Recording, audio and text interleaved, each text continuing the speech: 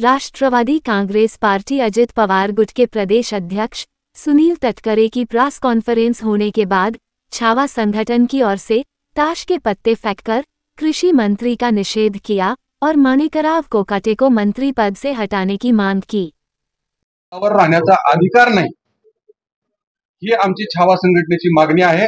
आम्ही आज प्राथमिक स्वरूपामध्ये आज तुम्हाला पत्ते आणलेले द्यायला कृषी मंत्र्यांना तुम्ही पत्ते द्यावे आणि त्यांना घरी बसून खेळायला सांगा। घरी बसून खेळायला सांगा।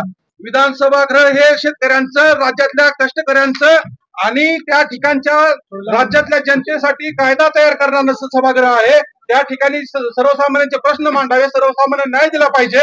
त्या ठिकाणी पत्ते खेळायची जागा नाही ती। आपल्या पक्षाचे ते आमदार आहेत, तुम्ही त्यांना मंत्री केले, त्या मंत्र्याला अजिबात पदावर ठेवू नका। आपल्या पक्षाची प्रतिमा मलिन होत आहे त्या व्यक्तीमुळे। आमचं ही म्हणणं आहे, आपण जे म्हटलेलं ते निवेदन आमचं आणि तुम्ही तात्काळ त्याच्यावरती कारवाई। एक मिनिट, बरोबर आहे, तुम्ही थांबा ना, मी निवेदन आपण निवेदन स्वीकारून त्यांना तात्काळ कारवाई करावी। धन्यवाद। कृषी मंत्र्यांचं कृषी मंत्र्यांचं छावा संगठन की ओर से ताश के पत्ते फेंककर कृषि मंत्री का निषेध किया और माणिकराव कोकाटे को मंत्री पद से हटाने की मांग की। इसके तुरंत बाद राष्ट्रवादी कांग्रेस पार्टी के कार्यकर्ताओं ने छावा पार्टी के कार्यकर्ताओं को जमकर पिटा। काही काय आहे चालू तुम्ही पत्रकारांचा माईक कसं काय घेतला तुम्ही सांगा मला। तुम्हाला आदेश आहेत का कोणाची माईक घ्यायचे? आमचे माईक घ्यायचे आदेश आहेत का तुम्हाला कोणाची? यांना मारहाण झाली आहे ना, मग तुम्ही काय माईक घेता? अहो तुम्ही माईक काय घेते आमचा? तुमचा पत्रकारावर का घालायचं का? तुम्हाला चौथा स्तंभ दाबायचा का? तुम्हाला आदेश आहेत का गृहमंत्र्याचे तसे काय?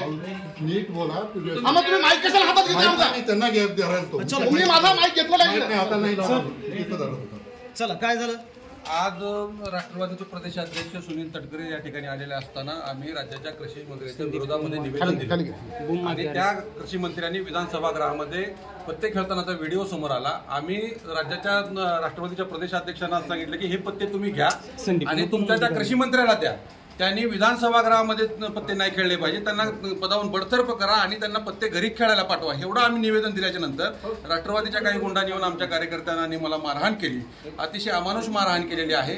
परंतु हे शेतकऱ्यांच्या पोरांवर तुम्ही हल्ला केलाय, राष्ट्रवादीची हीच वागणूक आहे का? माझा सवाल आहे अजित पवारांना की अजित पवार, तुम्ही शेतकऱ्यांसाठी एवढ्या मोठ्या मोठ्या बाता मारता, अशा चुकीचे कृषी मंत्री राज्याला तुम्ही देता आणि शेतकऱ्यांच्याच पोरांना तुम्ही मारण्याचं काम करताय, याची किंमत तुम्हाला मोजावी लागणार, म्हणजे मोजावी लागणार। तुम्ही लोकशाही मार्गाने आंदोलन केलं होतं का? हो, लोकशाही मार्गच आहे ना। आम्ही काय कोणाला मारायला गेलो नव्हतो, आम्ही कोणावर दगडफेक करायला गेलो नव्हतो, आम्ही कुठं कायदा सुव्यवस्थेचा प्रश्न निर्माण होईल असा विषयच नव्हता आमचा।